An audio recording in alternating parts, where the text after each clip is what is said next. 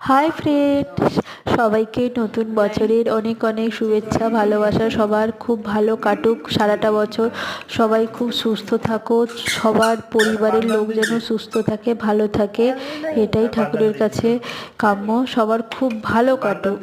আমার তো নতুন বছরটা অসৌচ দিয়েই যাচ্ছে, আর কালকে আমাদের অসৌচ কাটবে, কালকে নখ কাটা হবে।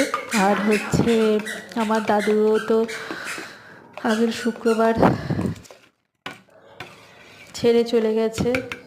বছরের শেষটা আর প্রথমটা তো যাই বোঝো তো সবাই, খুবই খারাপ লাগছে, তার সাথেও মেনে নিয়ে সব কিছু এগিয়ে যেতে হচ্ছে। আর এটা আমার অনেক পুরনো ভিডিও, এটা হচ্ছে ফ্রুট কাস্টার্ডের একটা রেসিপি। তোমরা দেখছো কাস্টার্ড বানানো হয়েছিল এবং সেটাকেই ভালো করে সব কিছু ফ্রুট নাটস সব মিশিয়ে সেটাকে সার্ভ করার জন্য রেডি করা হচ্ছিল। আর বন্ধুরা পাশে থেকো, সাথে থেকো, চ্যানেলটা বেশি বেশি করে শেয়ার করো, সাবস্ক্রাইব করো।